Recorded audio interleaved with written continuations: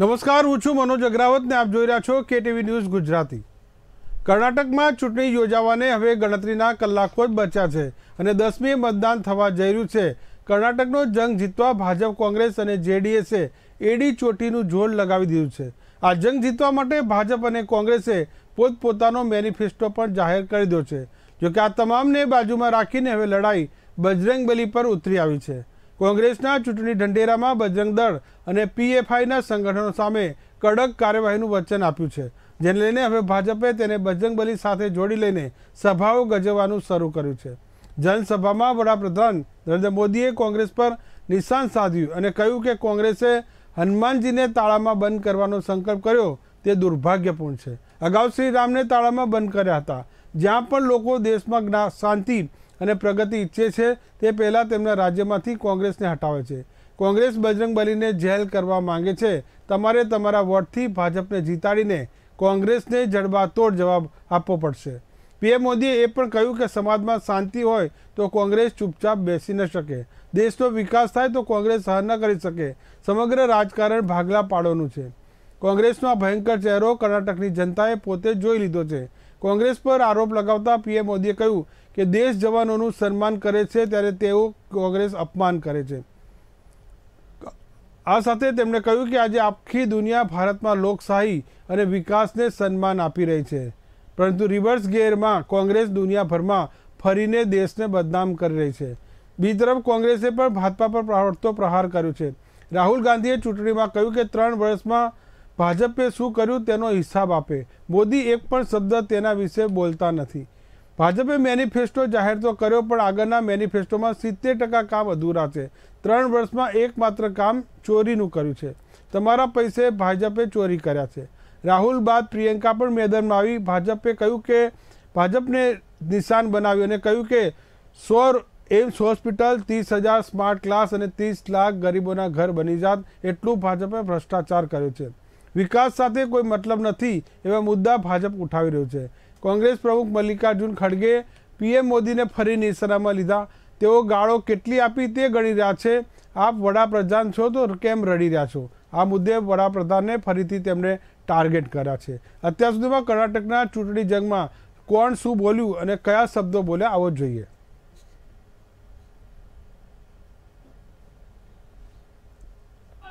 3 साल आपने क्या किया, आने वाले 5 सालों में आप क्या करोगे, किसकी मदद करोगे, कैसे करोगे, ये बीजेपी वाले या प्रधानमंत्री एक शब्द नहीं बोलते।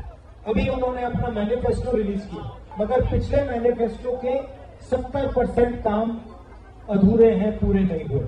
सच्चाई है कि पिछले 3 सालों में उन्होंने सिर्फ एक काम किया है, उन्होंने आपका पैसा आपसे चोरी किया।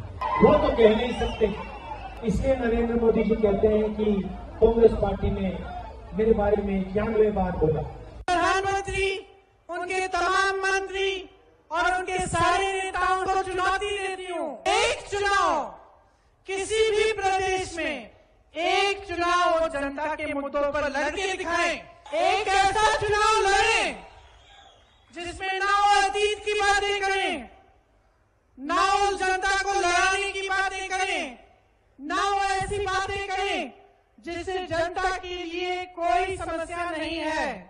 मोदी जी फेंकने में बहुत माहिर है। भाई बेन लगाने के बाद बोले बजरंग दल को बोला है, बजरंग बली को नहीं। बजरंग बली हनुमान हमारे आराध्य हैं और उसके नाम से आप गुंडागर्दी कर रहे हो, बजरंग नाम जोड़ के, ये तो उचित नहीं है।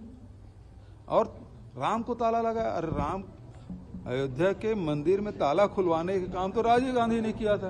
तो कितना झूठ बोलेंगे प्रधानमंत्री के रूप में? अब तो इतना झूठ बोलते हैं, इतना झूठ बोलते हैं कि लोग अब उसकी बातों को गंभीरता से नहीं ले रहे हैं। मैं ऐसा आदमी हूँ, मेरी छाती 56 इंच की है। अरे भाई, तुम्हारा छाती 56 इंच लेके क्या करना? हमको खाने के लिए अनाज होना, रहने के लिए, पहनने के लिए कपड़े होना, सर पे छत होना, लोग ये चाहते हैं। तुम्हारी छाती देख के कौन काम करने वाला है? अब अगर आपको उतनी ख्वाहिश है अपनी छाती दिखाना, तो किसी टेलर को बुला लो, छाती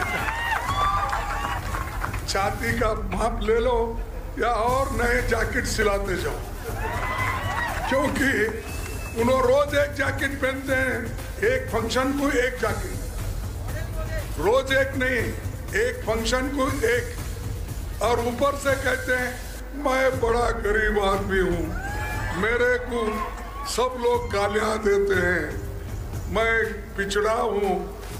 हम क्या आगे वाले हैं क्या? हम तो और पिछड़े वाले हैं।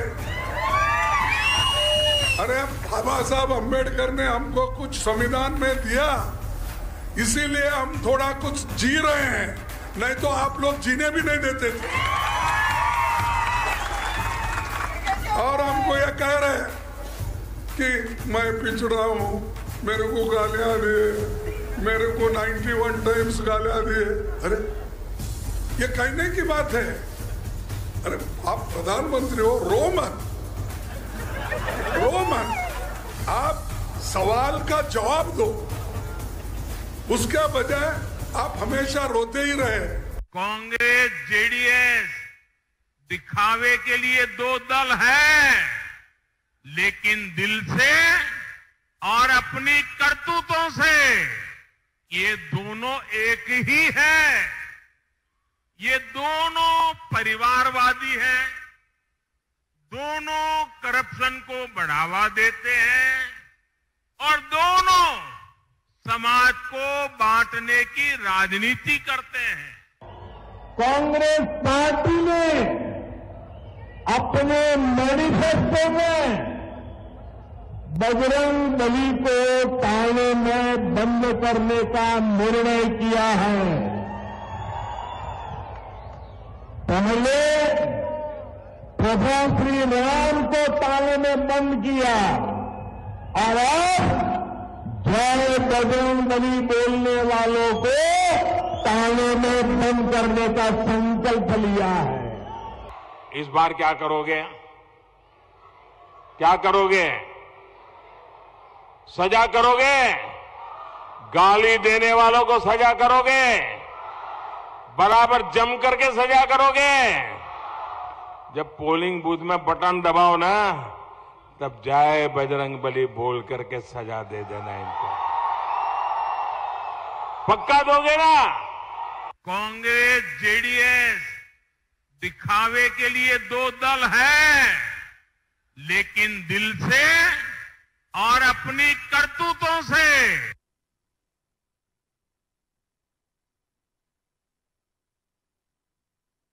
जी, तो કર્ણાટકમાં ભાજપ અને કોંગ્રેસે અલગ અલગ મેનિફેસ્ટો જાહેર કર્યા છે।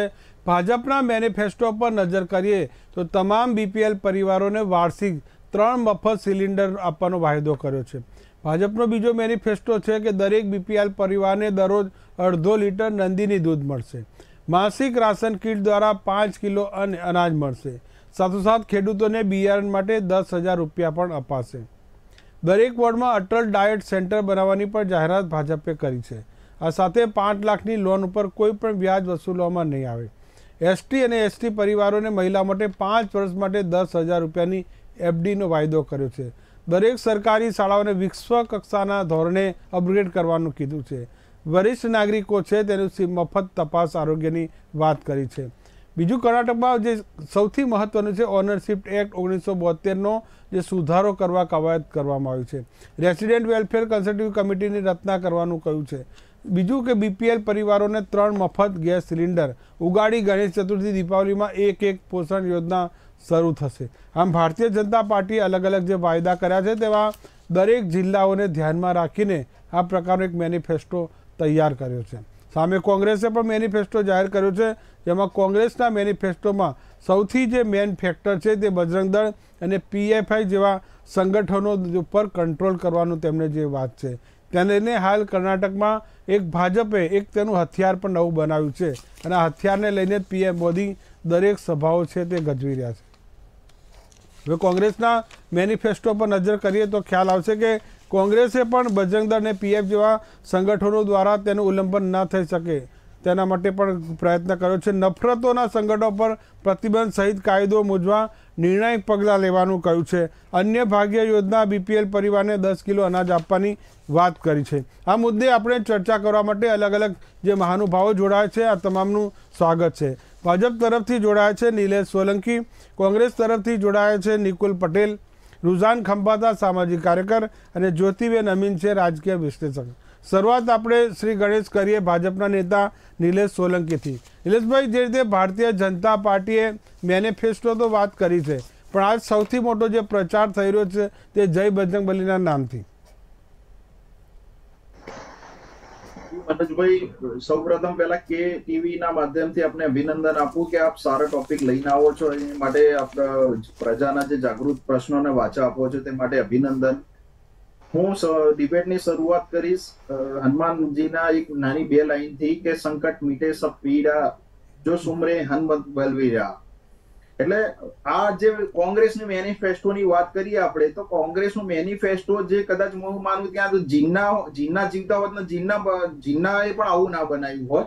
હું આપને કહું, બધા મેનિફેસ્ટો 100% કે પ્રજાના હિતમાં જ હોય છે, પણ આ પહેલું મેનિફેસ્ટો એવું હશે ભારતીય જનતા પાર્ટીની જે પૂર્વ ત્યાંની સરકાર હતી કે ત્યાં 3.5 વર્ષ જે પ્રમાણેની ઇન્ફ્રાસ્ટ્રક્ચર કર્યું, ડેવલપમેન્ટ કર્યું, ત્યાં જે પ્રમાણેની શાંતિ જળવાઈ રહી છે, આજે એ જે મુદ્દા હતા એ મુદ્દા ખસી ગયા છે અને કોંગ્રેસ હવે એની જોડે કોઈ મુદ્દા નથી રહ્યા. ત્યાં લિંગાયતનું પણ સમુદાય ભારતીય જનતા પાર્ટીના પક્ષમાં છે, વોકા લિંગાયતનું પણ ત્યાંનું સમર્થન છે, અને અહિંદા જે ત્યાંની ત્રીજી કોમ છે કે જે ત્યાંની સામાન્ય જનતા છે કે ત્યાં લઘુમતીમાં આવે છે, પણ છતાંય ભારતીય જનતા પાર્ટીના પક્ષમાં જાય છે.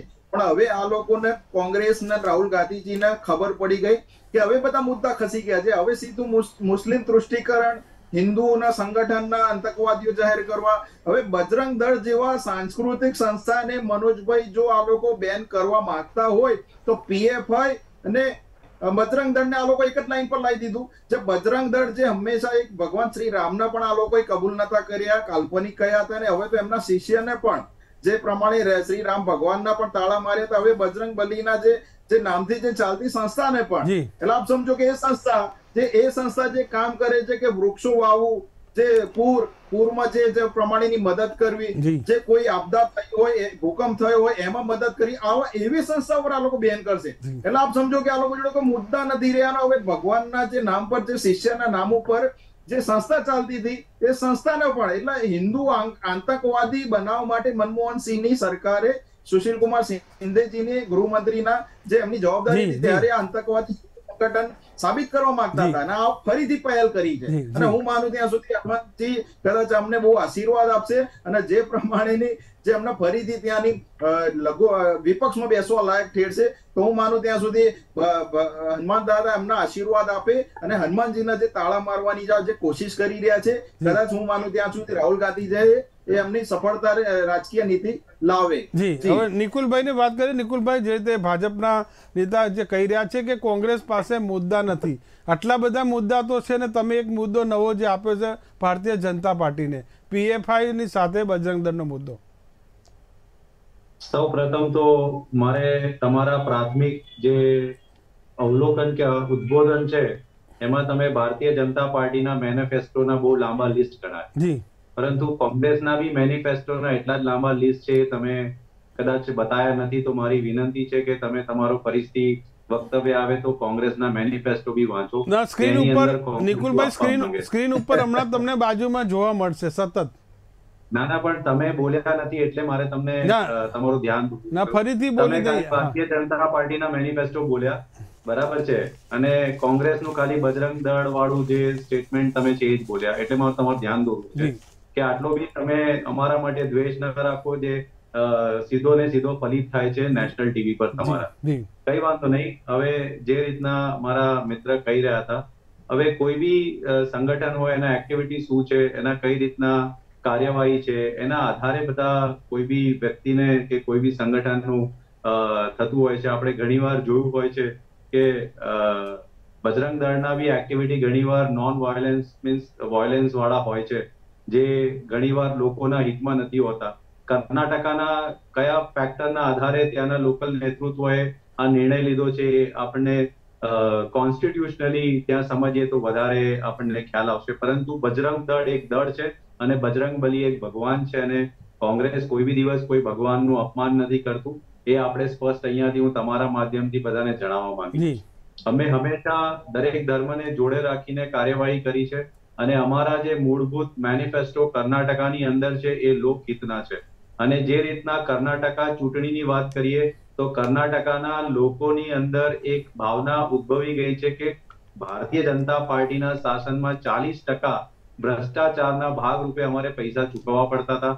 ત્યાં જે ઇન્ફ્રાસ્ટ્રક્ચર ને જે બી કોઈ કાર્યવાહીના જે વાયદાઓ હતા, ત્યાં ડબલ એન્જિનની સરકાર હોવા છતાં બી ત્યાંના લોકોને જે મળવાપાત્ર લાભો હતા એ મળી નથી શક્યા. અને મેક્સિમમ જે બધા સર્વેસ છે એની અંદર લોકોનો જે જનમત છે ને જન માટેનું જે કલ્યાણ માટેની જે વાત છે એ લોકોએ આ વખતે વિચાર્યું છે કે કોંગ્રેસને જન સમર્થન મળશે. આ એક લાઈનથી કે આ એક ઇવેન્ટથી લોકોના મન માનુષ્ય પર કોઈ પણ જાતના ફરક પડવાના નથી વોટિંગ પેટર્નમાં. અને ભારતીય જનતા પાર્ટી હંમેશા ધર્મને આગળ કરીને ધારો કે પ્રચાર કરવા માંગતી હોય તો એ કરે, કારણ કે હંમેશા એ રીતની જ રાજનીતિ કરે છે. 10 વર્ષથી કેન્દ્રમાં છે, કર્ણાટકામાં બી છે. તમે તમારા જે મૂળભૂત કાર્યો છે એને તમે વાચા આપીને તમે વોટ અપીલ કરો, પરંતુ એવું નહીં કરે. અમને 100% વિશ્વાસ છે, કારણ કે એમને હંમેશા આ જ આવડે છે. હવે નિકુલભાઈ, જે આ કદાચ તમે KTV ન્યૂઝ જોતા છો, સામે સ્ક્રીન ઉપર કોંગ્રેસનો મેનિફેસ્ટો છે તે પ્રદર્શિત થઈ રહ્યો છે, જેમાં કોંગ્રેસના મેનિફેસ્ટોમાં લખેલું છે કે શક્તિ યોજના હેઠળ તમામ મહિલાઓ માટે. હા, તમે નથી બોલ્યા એના માટે મારો વાંધો છે. નહીં, આ સામે સ્ક્રીન ઉપર તમે જોઈ, પરંતુ તમે ભારતીય જનતા પાર્ટીના 20 મેનિફેસ્ટો ગણાવ્યા અને કોંગ્રેસનો સીધો બજરંગ દળ વિશે શરૂઆત કરી, અને એ પતાઈને તમે સીધો મને પૂછો, એટલા માટે મારે તમારા માટે ધ્યાન દોરવું છે. અચ્છા, હવે કદાચ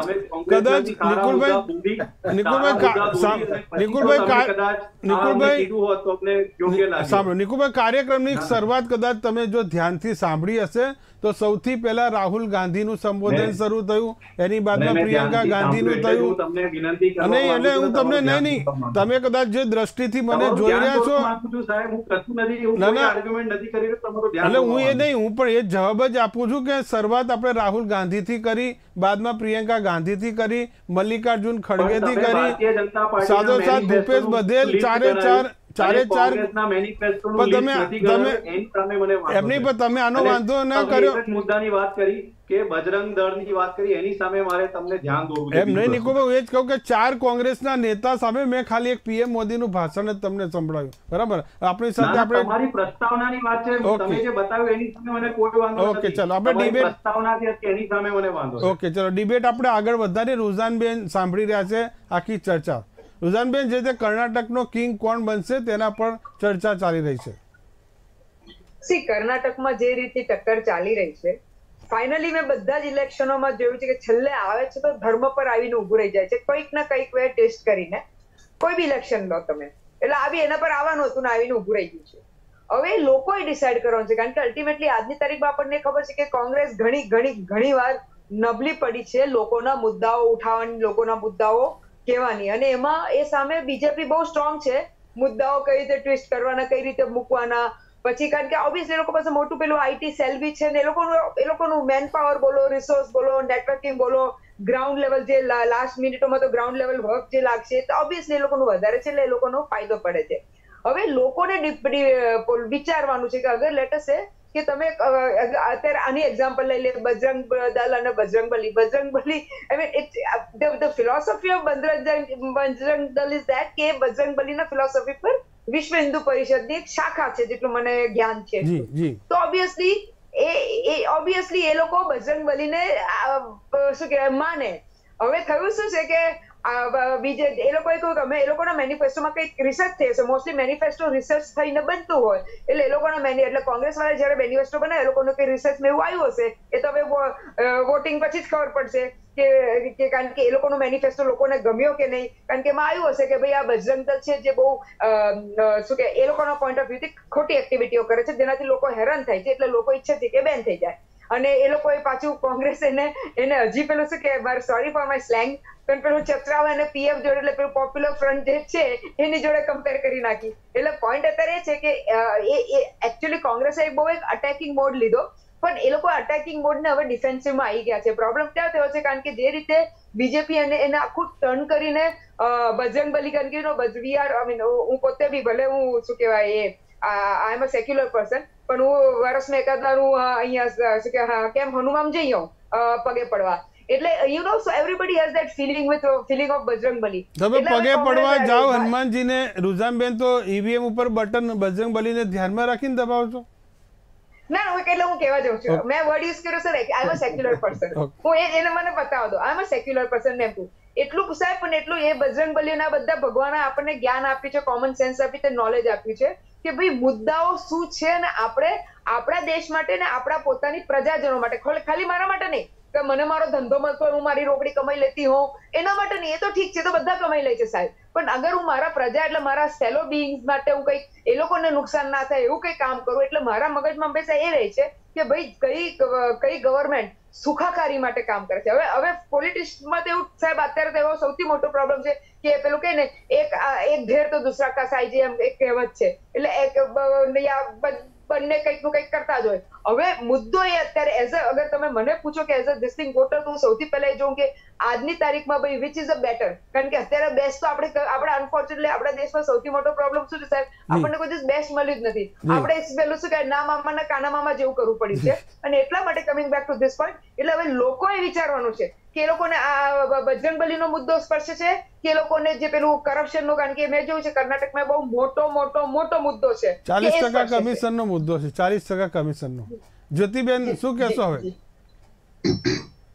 મનોજભાઈ, આમાં એવું છે કે જ્યારે જે પણ રાજ્યમાં ચૂંટણીઓ આવે ને ત્યારે બે વસ્તુઓનો રાફડો ફાટે.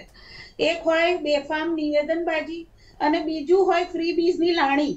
એટલે હું તો આ મેનિફેસ્ટોને કોઈ દિવસ સિરિયસલી લેતી નથી અને મને લાગે છે પ્રજાએ નથી લેતી, કારણ કે એક સિરસ તો થઈ ગયો છે. બધાને ખબર છે કે મેનિફેસ્ટોમાં આંબા આંબલી તો બધા બહુ બતાવવામાં આવે, ફ્રી બીજની બહુ જ એમ કે લોભામણી આપવામાં આવે ઓફરો, પણ એમાંથી હાર્ડલી કશું પૂરું થતું હોય છે જ્યારે શાસનમાં આવે ત્યારે. એટલે હવે ખરેખર લોકોએ જાગૃત થવાનું છે કે આવા બધા મુદ્દા ઉપર એમને ચૂંટણીના વોટ આપવા છે કે પછી કોઈ કાર્ય કર્યા એના લેખાજોખા લઈને. કારણ કે જે તે રાજ્યમાં જે બી તત્કાલીન સરકાર હતી તો એ લોકોએ ખરેખર તો બતાવવું જોઈએ ચૂંટણી વખતે કે એમણે 5 વર્ષમાં કેટલું કામ કર્યું, અને સામે જે બીજા વિપક્ષમાં હોય એ લોકોએ પૂછવું જોઈએ કે તમે આટલું કરવાનું હતું ને કેમ નથી કર્યું. એટલે જે એક હેલ્ધી ઇલેક્શન હોવા જોઈએ એ સરપ્રાઇઝિંગલી આપણે ત્યાં હવે બધું નથી રહ્યું. અને ખરેખર જ્યારે મોદીજી શરૂઆતમાં એકદમ આવ્યા હતા, ગુજરાતમાં સીએમ બન્યા હતા, ત્યારે મને બહુ જ આશા જન્મી હતી, કારણ કે તે વખતે શરૂઆતના 10 વર્ષ ખરેખર બહુ પોઝિટિવલી વર્ક થયું હતું. પણ પછી એ બધું પાછું 2014 પછી યુ ટર્ન થઈ ગયું છે અને પાછું બધું ત્યાં ને ત્યાં જ આવી ગયું જ્યાં પહેલા હતા. એટલે ખાલી આરોપ પ્રત્યારોપ અને એ જ ધર્મ. હવે બજરંગ દળ એક આખું વસ્તુ જુદી છે અને બજરંગબલી એ આપણા દેવતા છે. હવે બજરંગ દળનો બજરંગ શબ્દ ઉપાડીને આખું જે હેવોક ક્રિએટ કરવામાં આવી રહ્યો છે એ ખરેખર આપણને એવું લાગે કે શું આજના નેતાઓની આ કક્ષા થઈ ગઈ છે. એના કરતા જૂના નેતાઓના પ્રવચનો સાંભળીએ ત્યારે એક સ્ટાન્ડર્ડ લાગતું હતું. હવે એ સ્ટાન્ડર્ડ જ નથી રહ્યું કે એ લોકો પ્રવચનોમાં શું બોલે છે. અને ખરેખર આમ કહું તો અમુક વખત શું છે કે અત્યારે કર્ણાટકમાં પણ એવું જ હતું કે ખરેખર અત્યારે ભાજપા હતી સરકારમાં, પણ કરપ્શન એટલું બધું હતું કે એમની પાસે કામ નતું થયું કશું, અંદરની જ ખેંચતાણમાં. એટલે આ વખતે એમની પાસે સેમ ગુજરાતની ચૂંટણીઓની જેમ કશી મુદ્દા હતા જ નહીં વાત કરવા માટે, અને એટલે બેકફૂટ પર હતા. એટલે એ લોકોની શું હોય છે સ્ટ્રેટેજી હોય છે, એ લોકો રાહ જુએ કે કોંગ્રેસ કોક જગ્યાએ એમનો કોક નેતા ભૂલ કરે અને આપણે એને શબ્દ પકડીને બુમરાણ મચાવો, પછી ભલે એ શબ્દ કયા પરિપ્રેક્ષ્યમાં કહેવાયો છે એ આખું વાક્ય સંભળાવવાનું નહીં, એક શબ્દ પકડીને પછી એનું આખું ચૂંટણીનું એ કરી દેવાનું. પણ આમાં ખરેખર ગોળી તો પછી આપણી પ્રજા કહેવાય કે આવા શબ્દોની ઉપર જો એ લોકો જઈને વોટિંગ કરતા હોય તો પછી આપણા દેશનું ભવિષ્ય કશું થવાનું નથી. કારણ કે ખરેખર પ્રજાએ જે ચૂંટણી વખતે જેમને એક મોકો મળતો હોય છે પ્રજાને કે એ લોકો સત્તાધારી પક્ષ પાસેથી જવાબ માંગે, કારણ કે પછી તો કોઈ હાથમાં નથી આવતું, પછી ગમે તે પક્ષ હોય એકવાર સત્તા પર આવે પછી એ બધા નેતાઓના અદાલત એમની સાથે પહોંચવું બહુ અઘરું પડી જાય। તો હવે ખરેખર આપણી પ્રજાએ જાગૃત થવાનું હોય અને ખરેખર વિકાસ અને કાર્યોના મુદ્દે જ વોટ આપવાના હોય, ના કે આવી ક્ષુલ્લક સાવ વાહિયાત ચર્ચાઓ ઉપર। બધાને ભગવાન માટે આદર હોય અને રહેશે। અને હા, આમાં કોંગ્રેસ સેલ્ફ ગોલ ત્યાં કરે છે કે જે હવે બજરંગ દળનું કામ મેં પણ જોયું છે, અમુક જગ્યાએ ખરેખર જ્યારે હોનારત હોય છે, એક્સિડન્ટ હોય છે, ત્યારે ડેડ બોડીઝ ઊંચકવાનું કામ હોય ક્ષત વિકસિત, તો એ બજરંગ દળના જ યુવાનો કરે છે, એ તો મેં પણ જોયું છે। એટલે તમે બજરંગ દળ ઉપર એટલે આ બધું મેનિફેસ્ટોમાં નાખીને ભાજપને હાથમાં હથિયાર આપી દેવાની જરૂર નથી। તમે જો સત્તા પર આવ્યા હોય ને તમને તમારું જો રિપોર્ટ બતાવે કે હા આ લોકો કંઈક નથી સારી પ્રવૃત્તિ કરી રહ્યા, તો એ વખતે એક્શન લેવાના હોય। ગામ પહેલાનું શું કરવા રણશીંગુ ફૂંકવાની જરૂર હતી? ખરેખર આ સેલ્ફ ગોલ થયો। હવે આમાં એક છાપ ગઈ કે ભાઈ આ લોકો હિન્દુ વિરોધી છે। હવે તમે ઈચ્છો કે ના ઈચ્છો, ભાજપા તો આ જ રીતે મુદ્દો લગાવવાની, કારણ કે પોતાને હિન્દુઓના તારણહાર માને છે। એટલે આમાં કોંગ્રેસે સેલ્ફ ગોલ કર્યો, હું એવું કહીશ। જી નીરજભાઈ, જે રીતે વાત રાજકીય વિશ્લેષકોની આપણે સાંભળી હશે કે તમને એક મોટું હથિયાર કોંગ્રેસે આપી દીધું ચૂંટણી લડવા માટેનું। મનોજભાઈ, તમે 10 મુદ્દા મેનિફેસ્ટોના કોંગ્રેસના ના ગણાયા, શરૂઆતમાં ગણાયા પણ એમની ભૂલ હતી કે સાંભળ્યું નહીં। અને જો કોંગ્રેસના પ્રવક્તાને ખોટું લાગતું હોય તો બજરંગ દળ જેવી સાંસ્કૃતિક જે સંસ્થા છે કે જેમાં આપણે કહ્યું રાષ્ટ્રહિત એમના માટે પહેલો છે, ભૂકંપ હોય, હોનારત હોય, એ જગ જાહેર છે। ભારતની 140 કરોડ જનતા આને માને છે। અને જે પ્રમાણેની મલ્લિકાર્જુન ખડગે કે જે જહેરીલે સાહેબ કે અમે એમના કાનમાં કહેવા નતા ગયા કે તમે આવું બોલો, એમના દીકરા એમ કહે છે કે નાલાયક, એટલે એમના કાનમાં પણ અમે કહેવા નતા ગયા।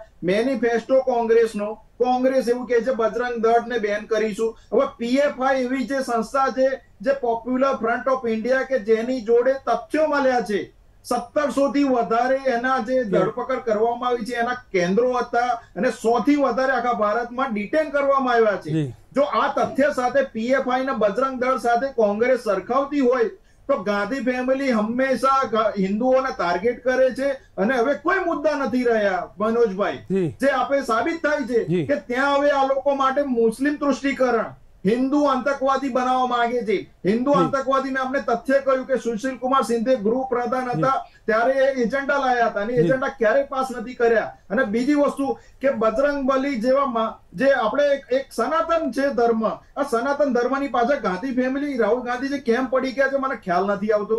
બીજી વસ્તુ કે તમારી જોડે મેનિફેસ્ટો છે, ભારતીય જનતા પાર્ટીની મેનિફેસ્ટો, કોંગ્રેસની મેનિફેસ્ટો તમે સમાંતર કરો, 100% પ્રજાના હિતમાં હશે, પણ તમે વારંવાર પીએફઆઈ જેવા આતંકવાદી સંગઠનને, બજરંગ દળ જેવા એક સાંસ્કૃતિક સંગઠનને કેમ તમે એ કરો છો? એમને એવું લખ્યું છે કે જે હિન્દુ સંગઠન છે એની પર બેન, એનો મતલબ એવો થયો કે તમારી જોડે હવે જો તમારે પગલા જ લેવા હતા તો રાજસ્થાનમાં કેમ ના લીધા? તમારે પગલા લેવા હતા તો કેરળમાં કેમ ના લીધા? તમારે હવે તમારી જોડે કોઈ છૂટકો નથી। ગાંધી ફેમિલી હંમેશા તૃષ્ટિકરણની રાજનીતિ કરે છે અને હું આપને કહું છું કે એમની જોડે હવે કોઈ જ મુદ્દા નથી રહ્યા, એટલા જ માટે કે હવે આ લોકો તૃષ્ટિકરણની રાજનીતિ પર આવી ગયા છે અને આ લોકોને ખ્યાલ આવી ગયો છે કે એમની જમીન સરકવા માંડી છે। મનોજભાઈ, નીલેશભાઈ, તમારા સવાલોના જવાબ આપણે નિકુલ પાસેથી લઈશું। અત્યારે એક સમય છે નાનકડો વિરામ લેવાનો, લઈએ બ્રેક।